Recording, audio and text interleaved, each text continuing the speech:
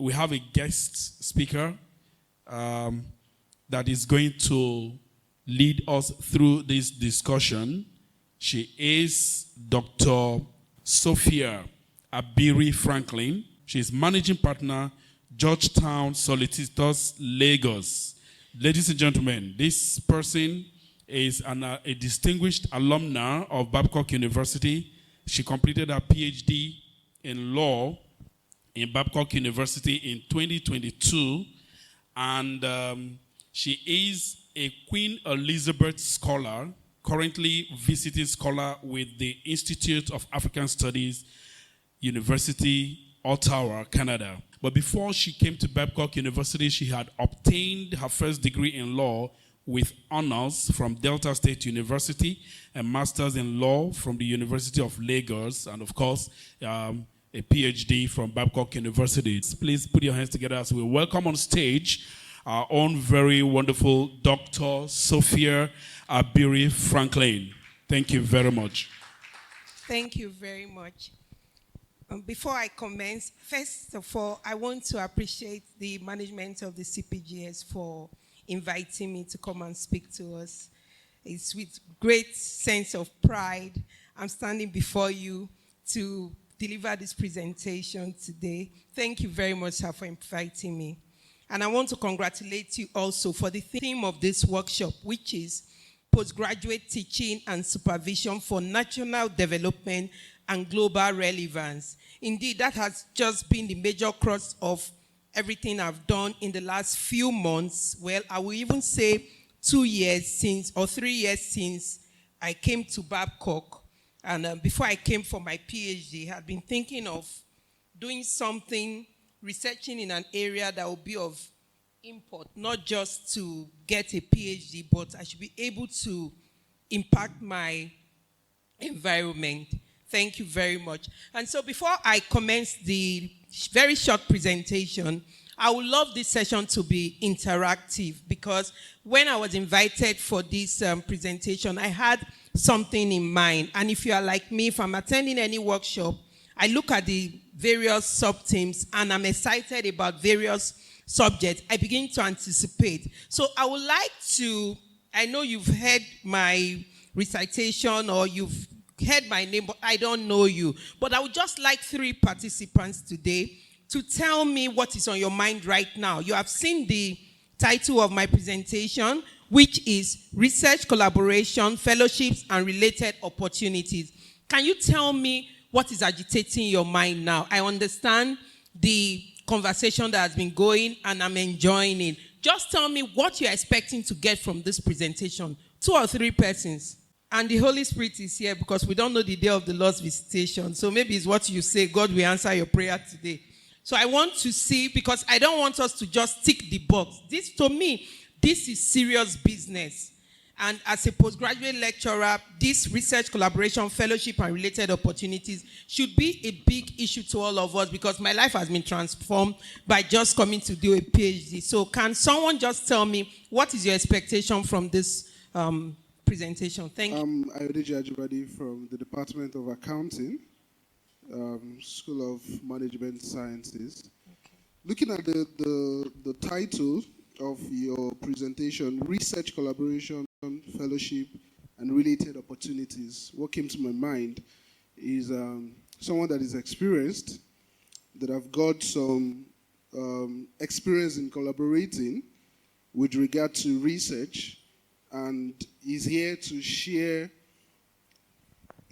our own experience on how she was able to get the fellowships and the collaborations she has got in the past, and how we can, leverage and benefit from your experience to help our students and even ourselves to leverage such. Thank you very much. When I saw the title, Research, Collaborations, Fellowship, and Related Opportunities, I would like you to be able to balance how I can collaborate, and yet it will be relevant to me for my promotion and also for the world at large as it relates to nursing.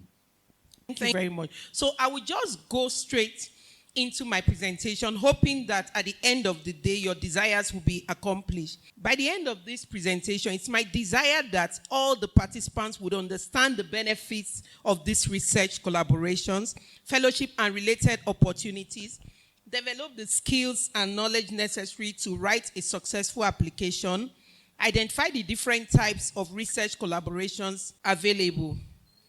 Now, I want to share some benefits.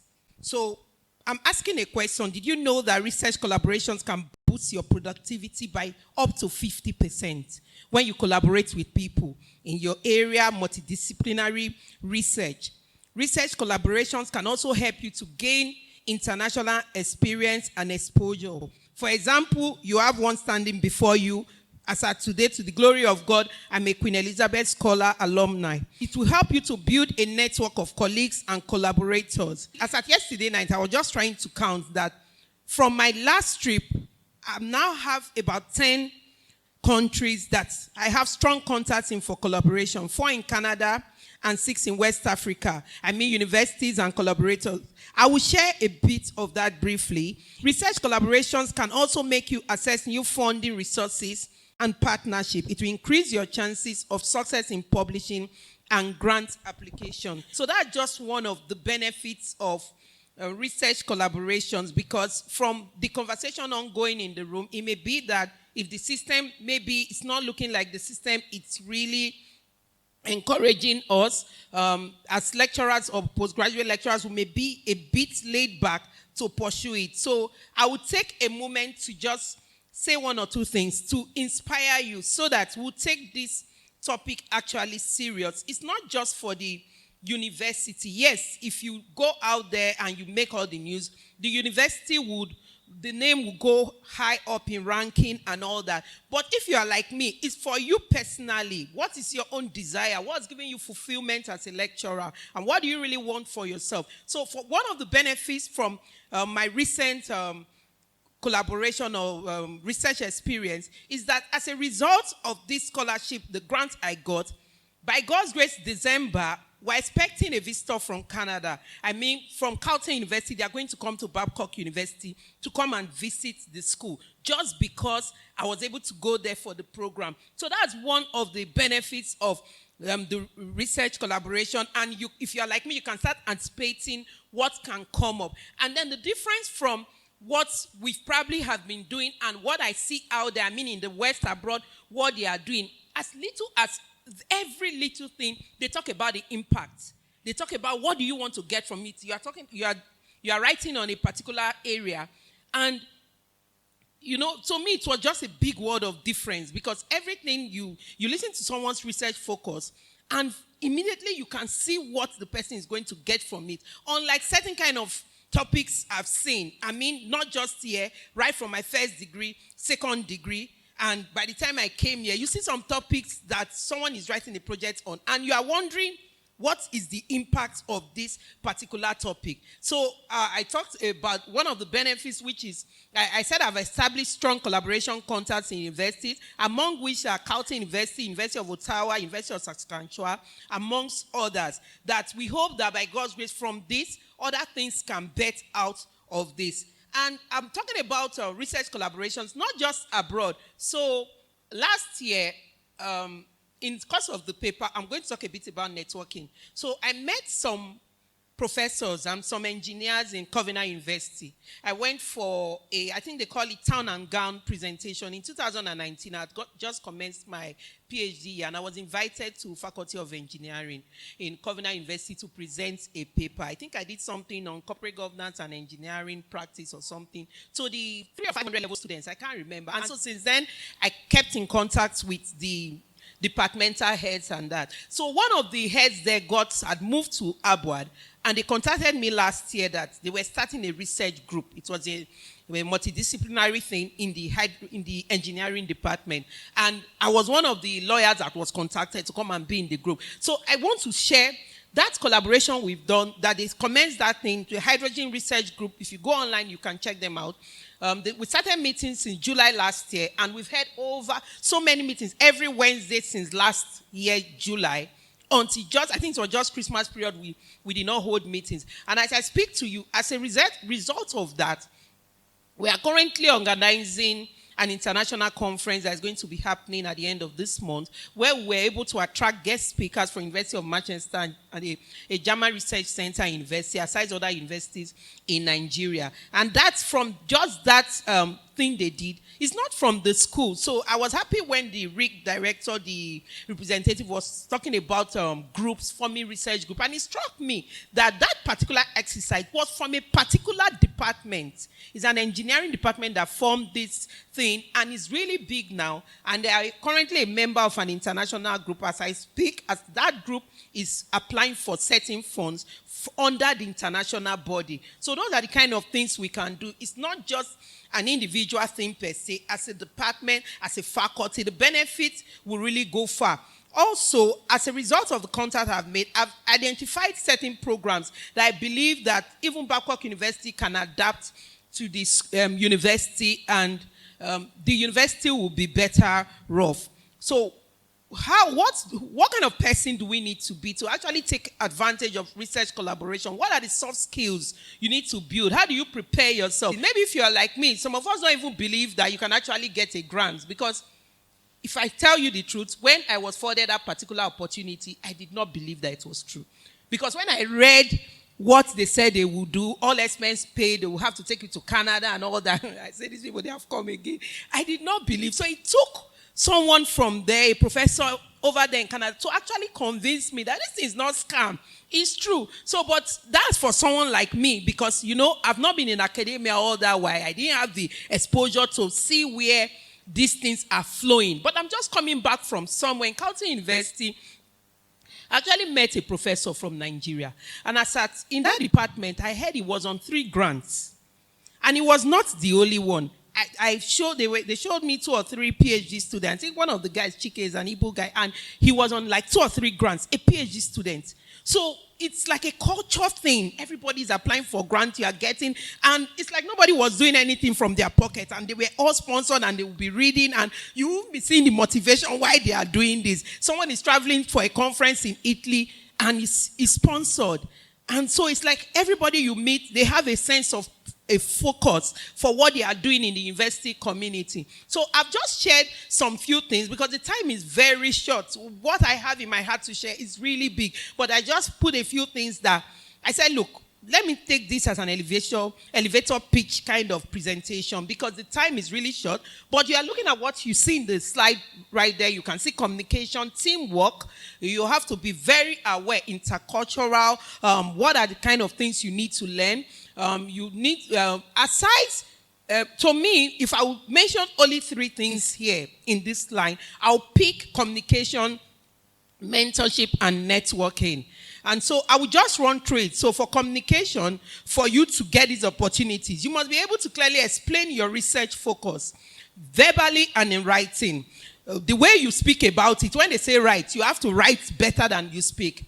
You must be able to provide constructive feedback. And where you have conflict, you must learn to resolve it. So even me, my experience, I had a bit of conflict. But I mean, in the course of my experience and my application, but that's a story for another day. Then teamwork, ability to work with people. Because like we said, we're talking about research collaboration. It's not just you. You'll be working with other researchers. So you must learn how to be able to work with people, able to compromise, able to support your team members. Also, for culture, you must be respectful of cultural differences, diversity. You must be open to new ideas. And even here now, if, assuming you are older, we'll talk about baby boomers and the different Gen Z and the rest, that might even be a diversity issue in age and all that. So there's a way I probably want to do something, and somebody in the 70s that are not updated in certain areas may not agree with me. You must also be able to adapt your communication style. So maybe okay, so before I traveled for this Canada trip, I like to talk, and I feel everybody should understand what I'm saying. But I found out that I was meeting with a lot of professors, and we're discussing. I would have spoken for like 30 minutes, and then the person would say, and so maybe just their style, it would be nice if you can just put it in a mail. In my mind, I'm like, so everything I've said, they didn't even hear me. So I had to learn something else that whatever I'm sharing, you have to be able to develop the concept note of it. You must be able to write it and even explain it better than that, your excitement. So that's one big thing I came back with. Communication, you must learn how to write even better than you speak. Also, I want to talk about mentorship relationship. One of the first pictures I would have loved to project for you is a picture of my supervisor while I was here, Professor Olubukola Olugasa. He really mentored me. And so for this international experience, I believe that probably if God had not given me that supervisor, I wouldn't have gone because I did not want to apply. I saw it as a roadblock to my graduating at the due time. And then he kept on pushing me on. So I later found out that he had gone for a program at the University of Ottawa in Canada that looked like what I was applying for. And he gave me all the supervision, all the mentorship I needed. Even when in the course of applying for that particular opportunity, I had to alter my research focus a bit. And I felt that was a big challenge because, in Babcock, we have time constraints. You have 3 months, you're pre-filled, you had all the deadlines. I was looking at the time. I'm like, look, I don't have this time. And when I would have rehearsed all my excuses overnight, I'll go and tell him in the morning at his office, when I sit down with him and I finish telling him, I'm not doing this thing again, he'll say, you know what, you will still do it. We'll do it together. I will support you. And so God actually used him to make me to get that. And so that's one of the things pushing me, because I feel like God has used certain people to inspire me. I owe it as a sense of duty to also be able to inspire others. So one of my deep prayers as I was coming today was, at the end of this presentation, I would have been able to inspire a few persons to actually get on it immediately. That by the next time this workshop is held next year, 1 or 2 persons will be able to come out to say, look, as a result of this inspiration, I actually applied and I've gotten a grant. That's my prayer. If you believe, say amen. So I want to talk about networking. I shared earlier on about the experience I'm currently having with my collaboration with Abuad University, the Hydrogen Research Group. So we talk about research, collaboration, fellowship. Guess what? There are a lot of opportunities out there. But when you don't talk to people, you don't mix up, even within the space, among your peers, how many people do you really know their research area? Do you really know their focus, what they are doing right now? That's one thing I discovered when I traveled. So, I'm a lawyer, and so I got to meet the dean, the head of the law department. I felt that, because she's a lawyer like we do here, I would start telling her everything, and she would jump on it. And then we had meetings, she listened to me, and she said, you know what? And that's not my area. I will look for somebody. I will do. So she directed me to someone else. And one of the things I got from that trip, it heightened my sense of time. You know how we do here, you just bump into someone and you start discussing. When you travel and you see how life is there, you understand that time is very important. Even if you want to talk to your supervisor, you schedule time. You don't just come, you set up appointment, email, even for phone call. You have to book when to call. You have to appointment for everything. I have just 30 minutes for you, 15 minutes, come. And you think because the person is excited with you, the person will stay beyond 15 minutes or 30 minutes, you are a liar. After the conversation is over, oh, if you don't mind, I'm going for lunch right now. I'm like, so to me, it was, I don't know if it's culture shock. I had to try to adapt and understand to a lot of things. So as I came back now, I'm even struggling with fitting in with a lot of things, because things that didn't used to mean anything to me, suddenly I'm irritated. A client comes to me and the person is discussing. I'm like, how many minutes? What time do we have to discuss this? How much are you even paying me? So there's a whole lot. And for me, research collaboration is something that will really bring impact to us. So when I came and I saw postgraduate teaching and supervision for national development and global relevance, I'm like, look, it's like this is the theme of what is really in my heart. Because if every postgraduate lecturer, researcher, we carry this kind of feeling to say, you know what, I want to impact the world. Your university is out there. I want to achieve global relevance. You will begin to do things differently. Now, something happened yesterday. As I was preparing for this presentation, we're thinking of reference. I was working with my media people in the office, and one of our colleagues forwarded me something, and it was my profile from AI, artificial intelligence. I was surprised. And so they sent me to versions. And one of the versions, I saw that what the AI was saying about me and the words the machine used to describe me were some of the things I'd uploaded in Carleton University website, because they actually mandated us in the course of the program, you must share, LinkedIn, Twitter, Instagram, go and share pictures, say something. So I'd even shared my impacts of this experience in a blog. And so I'm like, oh, we're talking about global relevance and national development. We actually have to be very intentional. You need to set the agenda and write what you want people to know about you. It's not that you go and write a lie. But if you know that you want to be great, you want to be a professor, then you have to ask yourself, what do I need to do to get there? And you start working towards it. So I was talking about networking. Ability for you to build relationship. I mean, nurture it long term. Not for today, oh, because I want to get something, get promotion. No. Because most of the things, the relationships that helped me arrive where I am today, they are relationships I've nurtured over the years. And for instance, the contact that forwarded me the application from Canada, you know, in retrospect, I was just remembering that I had made this contact like 2009. I think by then I had not commenced my master's. I started my master's in Unilag in 2010. But I kept on, because then he was in his PhD, I kept on sending him emails. Oh, I just commenced my master's. Oh, this is my topic. Over the years, we're keeping in touch. And when I was doing my PhD, of course he was aware. And when this opportunity came, I was one of the first persons he shared it with. Even when I was not going to apply, he said, oh, I know you're a very serious person, so I must try my best to encourage you. So I would have loved to dwell a bit about that ability for you to know what each other are doing. Now, why I want to dwell on that issue of networking, as at yesterday, I have a colleague now in Cameroon that is still sending me research opportunities, because the person knows I'm a lawyer, he knows I'm a people person, and then she will send me some. She will say, this is not for you, they are for your junior sisters. Oh, send to this discipline. So when you make relationship with even your fellow lecturers, make intentional relationship, let them know the area of your research.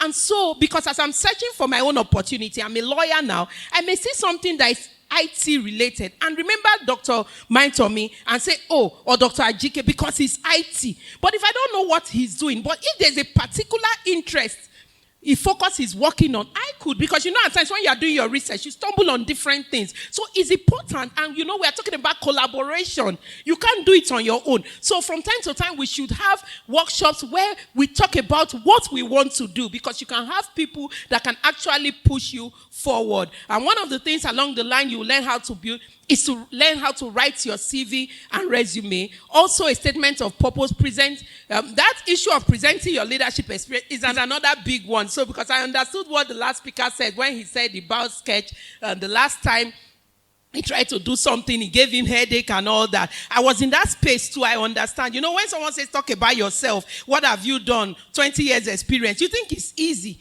But when you want to, you know that you want to create a certain picture of yourself and you want to write it in a certain way. So it actually takes time, and you will need mentoring for that, because if you've not done it before and then you have someone in that field that is able to guide you, then you are a blessing. And I think that's what God gave to me in Professor Olugasa, and then one or two other persons you do not know from here, that God used them to be able to direct me, show me how to do this. And when I was doing writing that application, I didn't do it myself. I think Professor Dr. Maintomi is here.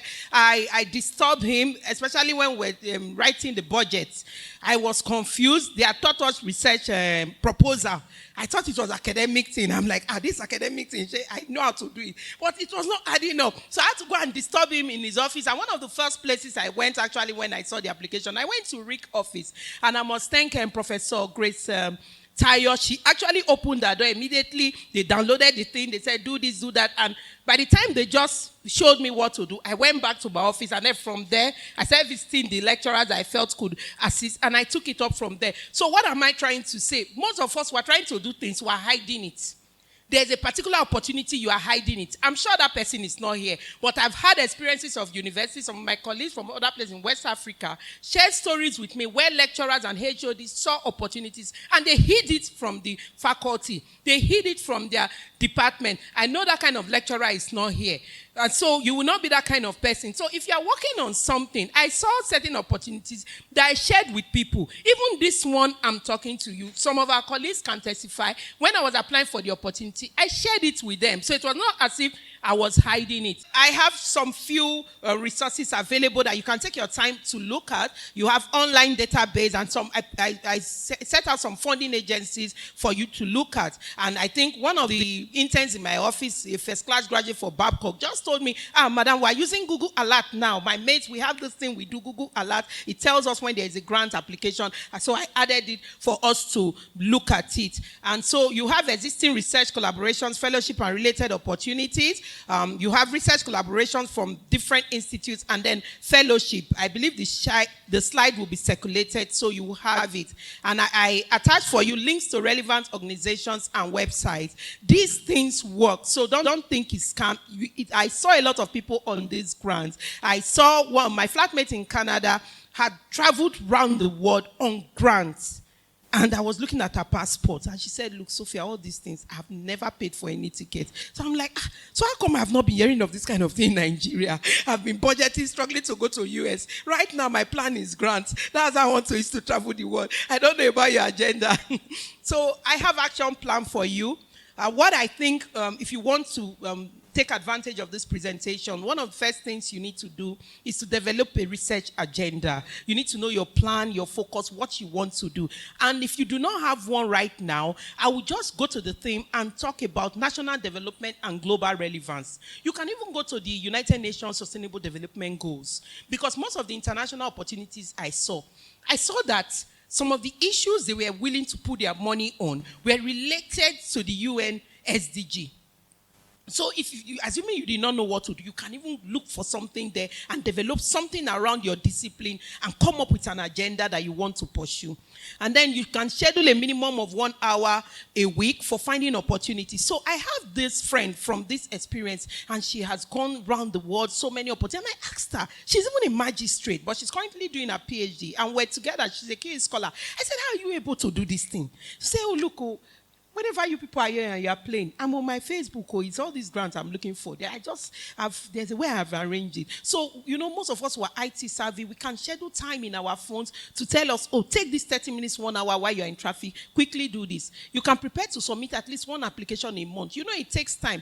Especially if you're a first starter like me, maybe you've just tried to apply for LITEN grants and you would have suffered. Some of my colleague would tell me, my friend would tell me, oh, apply for this position. It takes 15 minutes, 30 minutes, and you are done.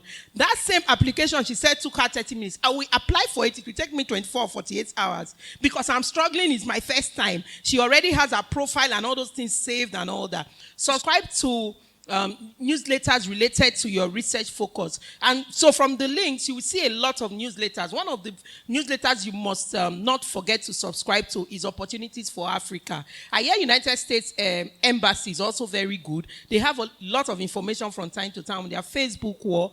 And then research collaborations, fellowships, and related opportunities can be a great way to advance your research career, gain international experience, and build a network of colleagues around the world by developing the necessary soft skills. Using and taking the action to apply for opportunities, you can increase your chances of success. We're talking about international relevance and global relevance. One of the things that gave me much excited when I traveled was when I went to visit the High Commissioner in Canada. And that meeting, I met with diplomats, all the Nigerians and the director, we went. And he gave me the opportunity to share. And I was like, we're just small in the room, but I felt like I was on top of the world. Actually saying from my heart what my research was about, the academic angle, the research, and then the business, practical angle of my research. What I would love Nigeria to be. You've traveled and you've seen how things are working. And my heart is crying. One of the things beating in my heart is, why is it that we in Nigeria, around the world, I remember in 2017 when I attended a conference in America, 3 ladies, I think they were from Shell, it was an energy arbitration conference. They looked at my card and they saw all those professional qualifications and they asked me, were you the one that paid for this thing? Because over there, education is expensive. And in Nigeria, we have so many people that are educated, but look at the country, the impact is not there.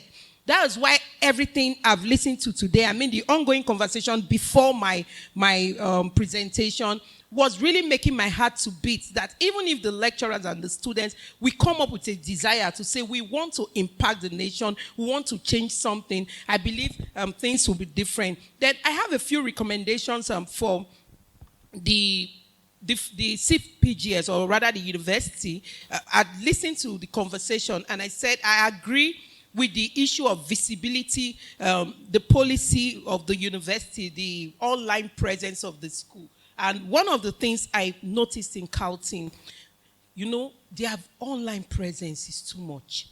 So we have this email every day. I'm getting emails. And then, of course, they make you to subscribe to the LinkedIn and Twitter. And guess what? Not just the university, not just the PRO. So you have different departments. So you are seeing departments of social sciences. They are sending their newsletter. They are publishing something on Twitter. They are doing something. The School of Law is doing something. Engineering is doing something. Almost every day, I must receive an alert, an email, a newsletter, an event. Something is happening, you will hear. They are planting tree, you will hear. They are eating suya, you will hear. The thing is just out there. And it's all over the world. And then one of the things I also saw, I went to take my time to check some of the professors' LinkedIn, and I saw that they were sharing opportunities. And so part of the things I would say for someone trying to get a research agenda and opportunities, you can identify professors, distinguished professors in your area. Follow them on LinkedIn. I see most of them advertise these research opportunities. And some of them would say, oh, they need 3 or 4 research assistants, and they will put the fee and say, you do not have to be here, it's remote and all that. I would love to see that kind of thing happen in Babcock University.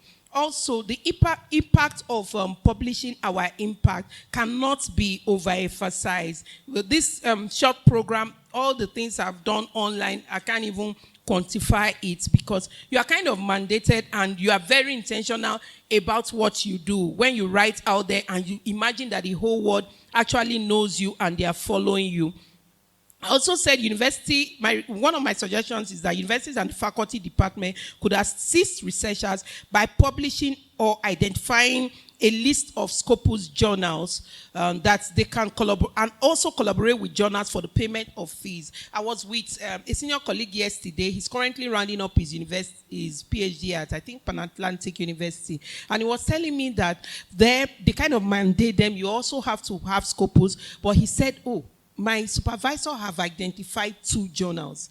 This is what I'm working towards. I think it would be better if the postgraduate lecturers can take the time to identify early. For a 3-year program, we don't wait until it's 1 year or 6 months to go before we start putting pressure. From the first day they come, after 6 months orientation, it's okay, what are you starting? And so when we have that conversation of what do you want to do with this, your program, very early, the candidates would have to rethink why. And if it's the type that is copy and paste, we probably go and rethink why you want to do that program, master's or PhD. Because even if you copy my topic today, you cannot share my vision with the passion the way I share it. So the encouragement should be that everybody should look for genuine research area, your own thing, because you will stand to defend it.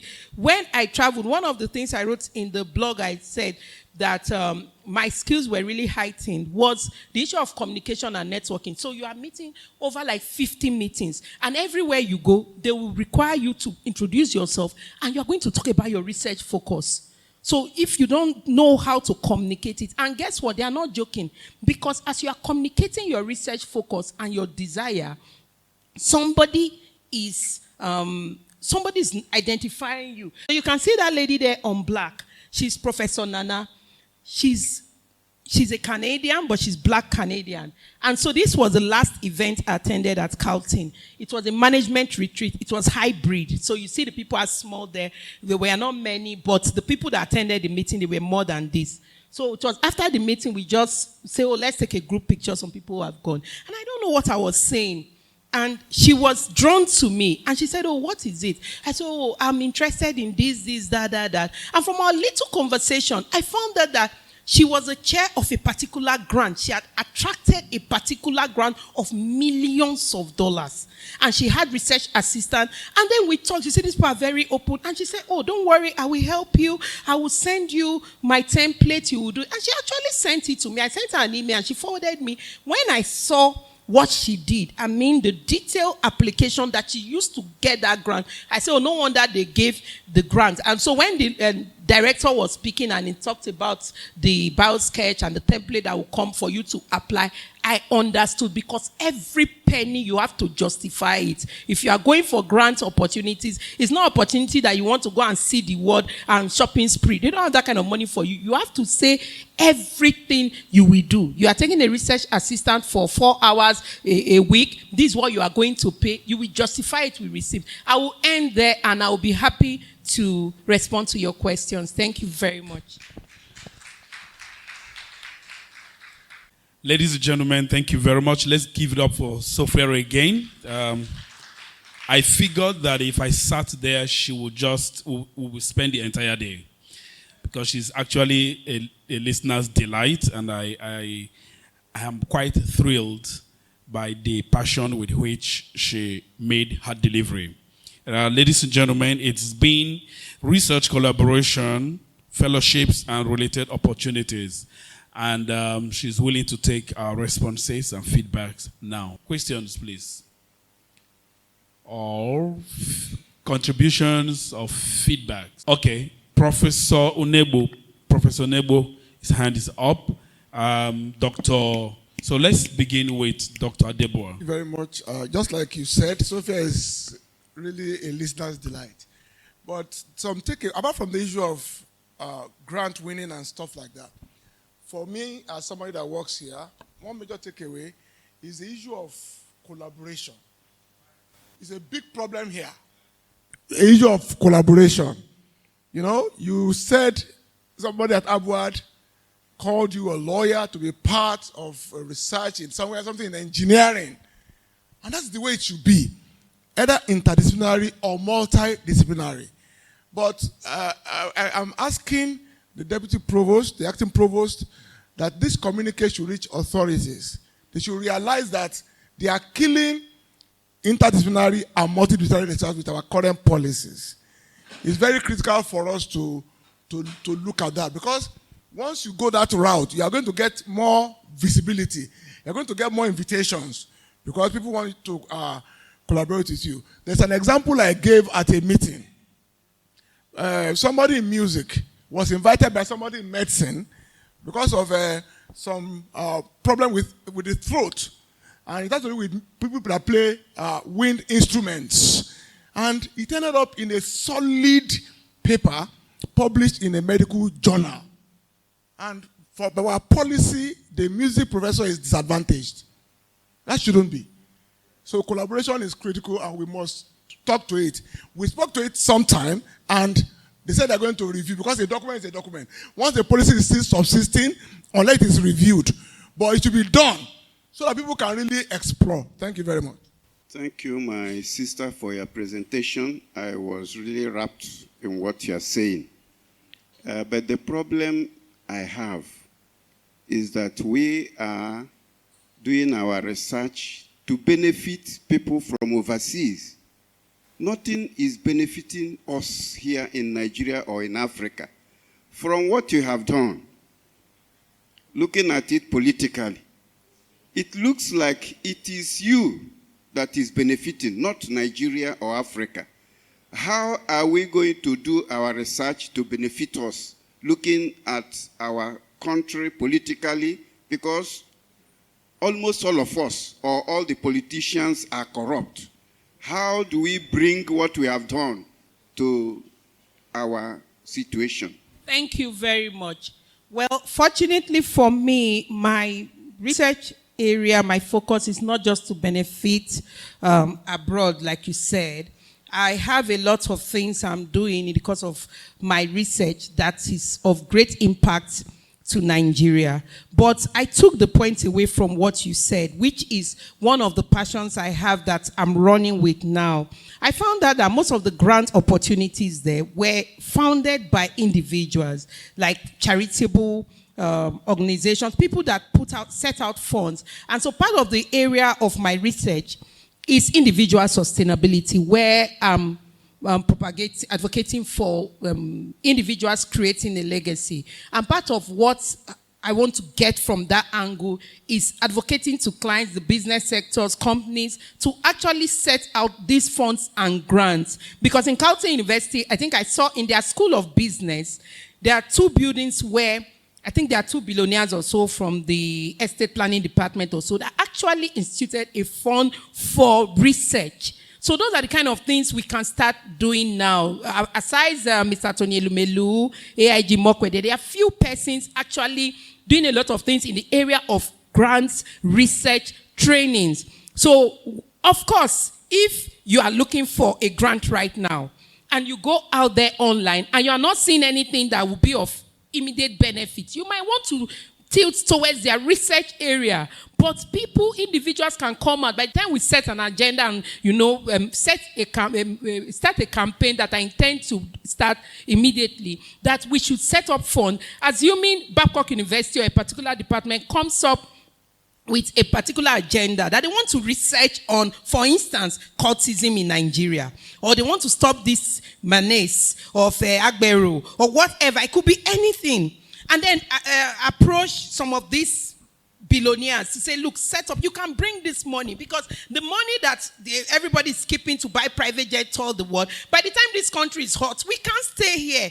And if we think, like I traveled, it broke my heart to see people that I felt were distinguished struggling to run away to go and settle abroad. In fact, some people felt I was crazy for thinking of coming back, because they did not imagine why the insecurity, as they said it, that with everything in Nigeria, you mean you want to go back? And I heard about professors, distinguished people in different departments, that's in different disciplines, that are trying to come back.